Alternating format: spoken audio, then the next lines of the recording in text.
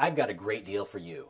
How would you like to loan me money and then I will pay you back over 20 years with interest with money that I take out of your pocket? Does that sound like a great deal? I'm State Representative Jeremy Munson, and that's basically how bonding works, simplified. In this video, I'd like to explain to you how the bonding bill is created, why the state of Minnesota bonds, which projects are chosen, how they're chosen, how politics plays a role in the bonding process, and then discuss a few of the reforms that we should be doing and how we do this so that we can be more fiscally responsible for the taxpayers in the state of Minnesota in this enormous deficit that we're facing next year.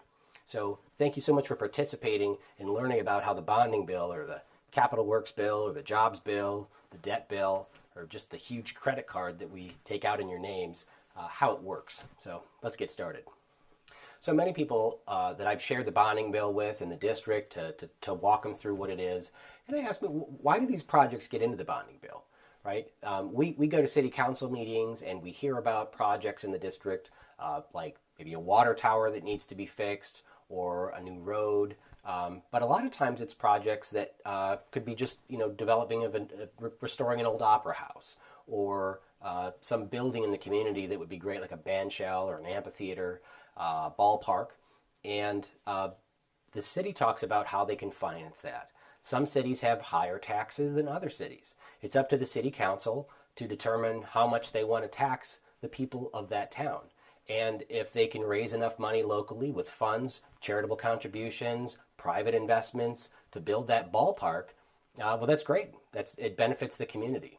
But sometimes projects like that get into the bonding bill so that all taxpayers in all communities have to pay for the project for one specific community. So a lot of people ask me, why is that fair? Why, if I live in a town where we've built our own golf course, a municipal golf course, we built our own swimming pool, why should then I pay for a swimming pool in another community? Well, that's a good question. So are there any projects that are deemed an absolute need for the community and where the community just can't pay for this project themselves? And the answer is absolutely there are. Across the state, there are many small communities specifically that have these major needs. We have one here in the district in Vernon Center, a town of just a few hundred people. And this wastewater system that treats all of the wastewater, all the sewage in town, can't keep up with all the pipes because there's cracks in the pipe and there's water infiltrating the pipes. And every time it rains, it pushes a million gallons of water into the system, and it can't keep up, and so they have to discharge 12 million gallons of raw sewage into the Blue Earth River just last year because of their system failing.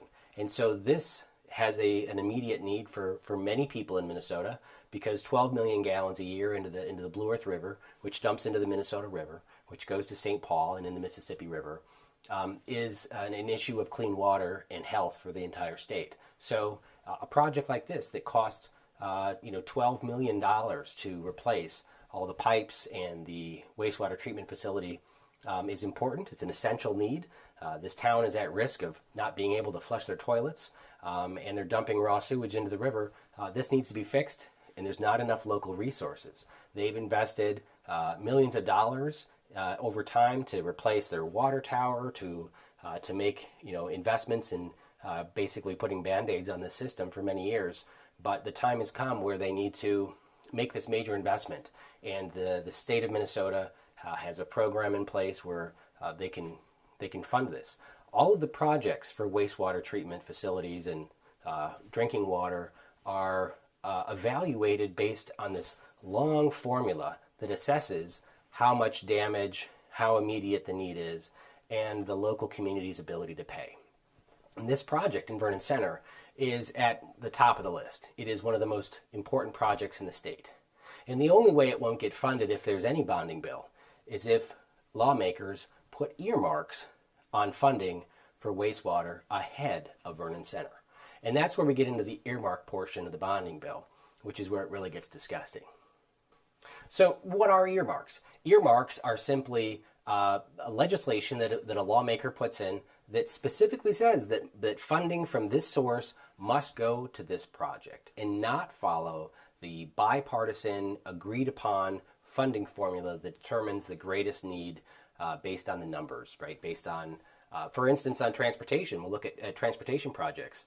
We have a funding formula. If you put money into a bucket for transportation, it'll go down and fund the roads that are of the utmost need based on this long form formula, proven need, and go in that order until it runs out of money for that year, and those roads will be funded. But you may have a legislator earmark a project that would go ahead of those, where the road is not as degraded, where the road is not of greatest need, or not the most unsafe road in the community, in the state. And so that's where we run into big problems. So why do lawmakers earmark projects in the first place? Well, a lot of lawmakers think that because of their seniority, how long they've been in St. Paul, they're chair of a committee, or one of the most common reasons is because they're a lawmaker who's in a vulnerable seat, right? We have these lawmakers that are in swing districts that are really expensive campaigns so they can win re-election. And instead of just campaigning on the issues or their principles, they like to campaign on bringing home the bacon to the district, right? Fixing that road that everybody hates, but statistically and based on the numbers, is not the most important need for the state. Instead, they'll earmark money for a specific project in their district, and so they can campaign on that and send out campaign mailers saying they've built the corn museum, or they've built this or that roundabout, when it wasn't really a need in the first place, and perhaps the community could have afforded to pay for that themselves. So why else do we see earmarks in the bonding bill? Well, one of the reasons why we see these is because in order to pass a bonding bill, which must originate in the House of Representatives, you need 3/5 of the lawmakers in the House to pass the bonding bill. It is not a simple majority of legislators. So if you have to find 3/5 of the lawmakers in the state to agree to pass this bonding bill, you're going to have to start shopping to make sure that lawmaker is going to vote to pass the bill. After all, if you pass a bonding bill and there's no projects in my district, you're asking me to force all of my taxpayers to pay for all of the projects in the bonding bill, which are in other districts. And so this is where you start shopping for votes for the bonding bill. This is where members of the bonding committee will come to your office as a legislator. They'll sit down and say, I have $50 million in discretionary spending. How much would you like, and what would you like to build? And so this is where they actually start trying to find how to spend this money by looking for projects. How would you like a new ballpark in your district? How would you like a new bicycle path? Maybe a pedestrian overpass or a freeway off-ramp. This is where we start shopping for the bonding bill, and this is where it starts to really grow in size and start to get these odd projects put in there that really make no sense, and why are we paying for this? That kind of, you hear that a lot up in St. Paul. And so this is where the bonding bill really gets out of hand and starts to grow and grow far beyond where it needs to be. If a local community wants to make an investment in a project like renovating the old high school that a lot of small communities have high schools that consolidate, and they are left with this enormous building in town.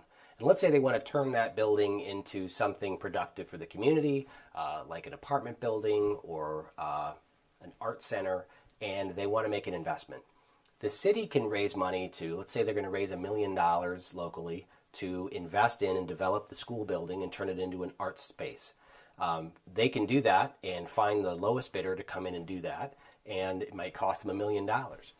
If that project is in the bonding bill, there are stipulations on how that project is supposed to move forward, how many bids you have to receive, and that project must pay prevailing wages. And that means you're going to have to pay union wages regardless of where you're located and what the bids come in at. You have to sometimes increase the cost of that project by 20 or 30%. So a project that could have cost $1 million locally goes into the bonding bill and costs $1.3 million. And then because it's in the bonding bill, it's in a debt bill where we're paying for that over the next 20 years with compounded interest. So that makes the project even more expensive. So you drive up the cost of all these infrastructure projects by including them in the bonding bill instead of paying cash or paying locally for those projects. So how do we fix this process? What's the solution to making the bonding bill smaller, leaner, more efficient, more effective in what we do? Because I think we can all agree there are certain projects that should be in the bonding bill. These absolute essential needs that benefit more than just the people in the community, and where the local community can't afford to pay for this themselves, whether they've gotten in this predicament through their own accord or through decades of problems, or through just bad luck. There are certain projects that should be funded by this process, or at least paid for by the state of Minnesota with cash from the general fund, as opposed to borrowing it and paying interest on it. So what are the solutions here? Well, one solution that Representative Garofalo brought forward is to break the bonding bill into different pieces so that we can have one bonding bill just for transportation projects, one bonding bill just for wastewater and drinking water projects, one bonding bill for maintenance for existing state properties, and then another bonding bill for new properties, new projects, and all the other miscellaneous stuff that gets thrown in there, like parking ramps and corn museums and the Jolly Green Giant Museum and everything else that gets added that's really just pork for the district. If we were to break those bonding bills into pieces, then we could figure out where the real priorities are and pay for the projects as we go.